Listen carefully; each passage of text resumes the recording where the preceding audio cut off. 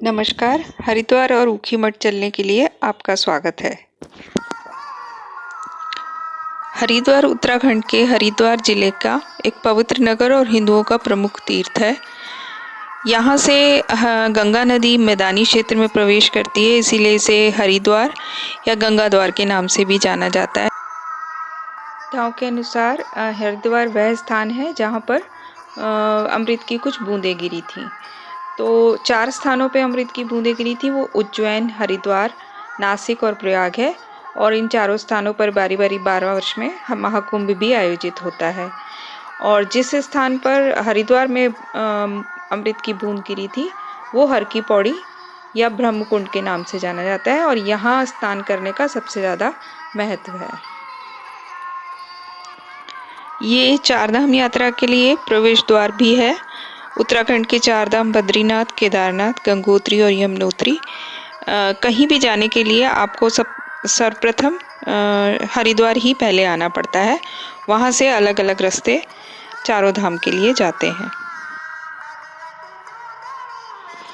क्योंकि हरिद्वार अस्थि विसर्जन के लिए सबसे महत्वपूर्ण जगह है और ये पूर्वजों से ये रीति चली आ रही है, तो यहाँ की सबसे इंटरेस्टिंग या रोचक बात ये है कि आप अपनी वंशावली को यहाँ के पंडितों से जान सकते हैं।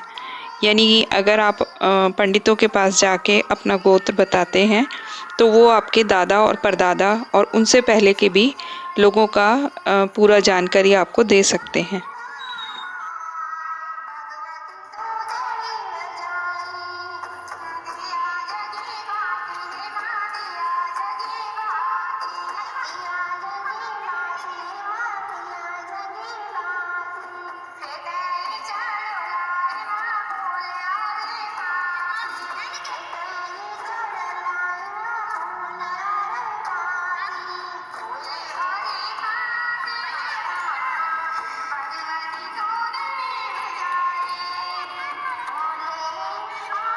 हरिद्वार से आगे जाने के लिए रुद्रप्रयाग, सोनप्रयाग और गुप्तकाशी, केदारनाथ घाटी की तरफ जाने वाली बसेस होती हैं। वो सुबह 5 बजे से 10 बजे के बीच मिलती हैं। तो हमने भी इन्हीं में से एक बस सुबह 6 बजे ली, जिसने हमें ऑलमोस्ट 2 बजे रुद्रप्रयाग से आगे भीरी तक छोड़ा। इस बार हमने फ़ैसला एक होम स्टे में रहने के लिए किया था। तो भीरी से 7 किलोमीटर की दूरी पर गांव पल्दवादी में ये होम स्टे था जहां हम रहने आए थे। यहाँ होम स्टे के ओनर विकास का बेटे का जन्मदिन भी था, तो हमारा एक उद्देश्य उसका जन्मदिन भी सेलिब्रेट करने का था।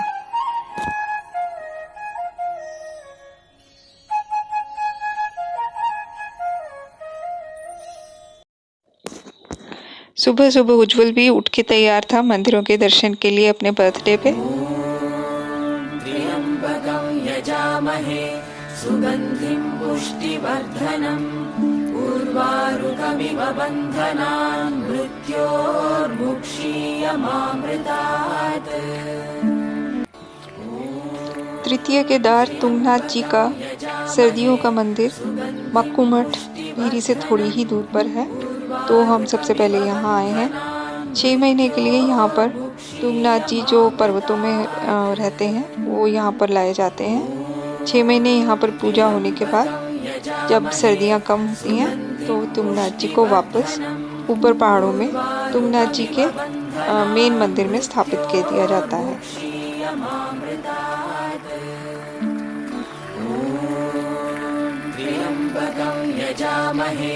सुगंधिं पुष्टिवर्धनम् उर्वारुकमिव बन्धनान् मृत्योर्मुक्षीयमामृतात्।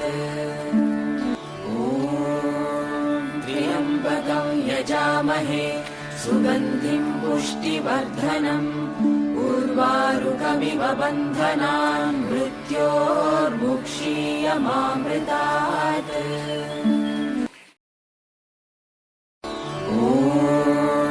त्र्यम्बकं यजामहे सुगंधिं पुष्टिवर्धनम् उर्वारुकमिव बन्धनान् मृत्योर्मुक्षीयमामृतात्।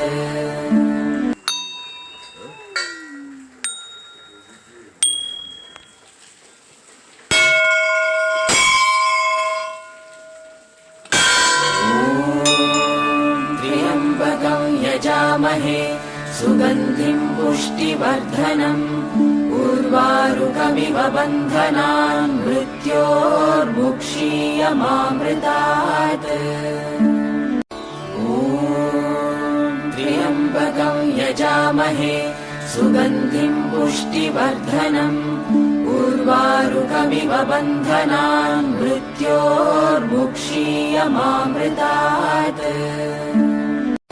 ॐ त्र्यम्बकं यजामहे सुगन्धिं पुष्टिवर्धनम् उर्वारुकमिव बन्धनान् मृत्योर्मुक्षीयमामृतात् त्र्यम्बकं यजामहे सुगन्धिं पुष्टिवर्धनम् उर्वारुकमिव बन्धनान् मृत्योर्मुक्षीयमामृतात् ॐ त्र्यम्बकं यजामहे सुगन्धिं पुष्टिवर्धनम् उर्वारुकमिव बन्धनान् मृत्योर्मुक्षीयमामृतात्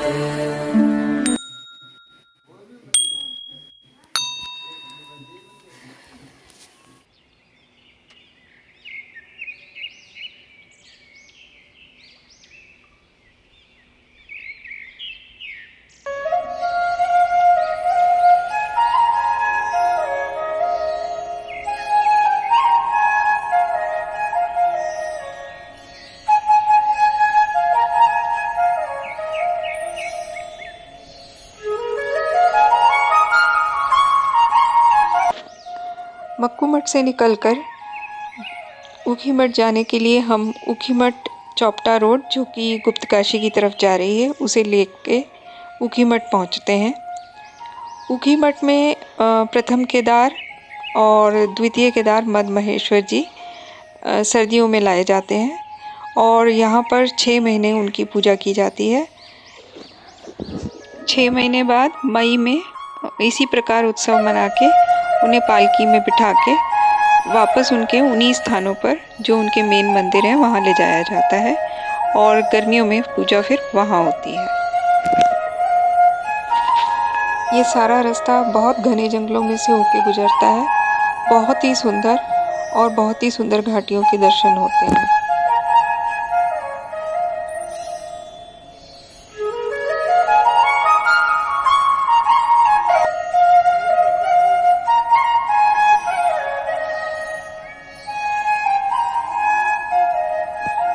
रुद्रप्रयाग से ऊपर आते ही पर्वतों में बर्फ़ दिखाई देने लगती है और यहाँ पे भी हमें निकलते ही सामने चौखंबा पर्वत, जो केदारवली में ही है, वो भी थोड़ी देर में दिखाई देने लगते हैं।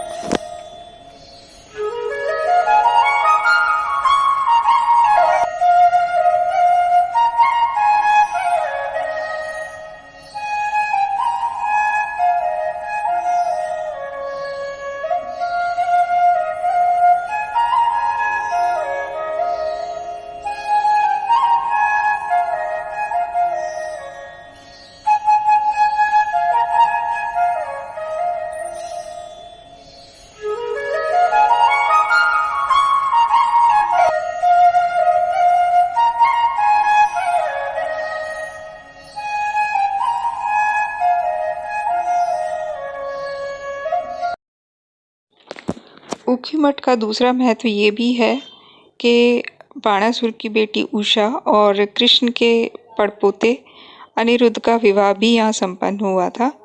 यहाँ के देवता जो यहीं रहते हैं वो ओंकारेश्वर शिव जी हैं।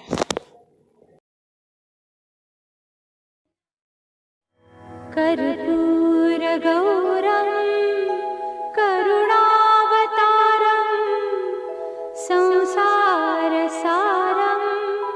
भुजगेन्द्रहारं सदा वसन्तं हृदयारविन्दे भवं भवानी सहितं नमामि।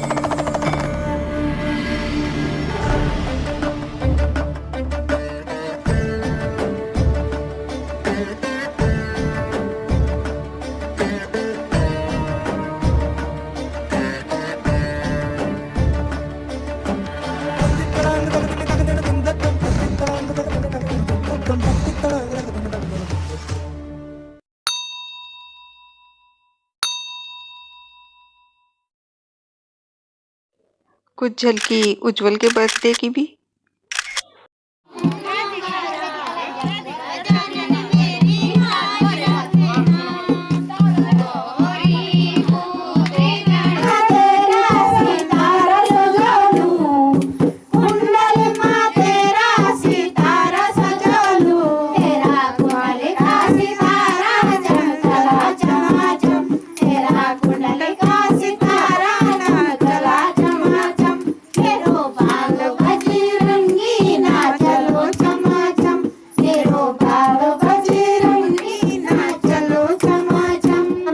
मेरो राम रमैया जयो राम रमैया तने सोनू दीख्यानु मेरो कृष्ण कन्हैया ओहो कने बलु दीख्यानु मेरो कृष्ण कन्हैया बोलो कृष्ण कन्हैया लाल की जय हो।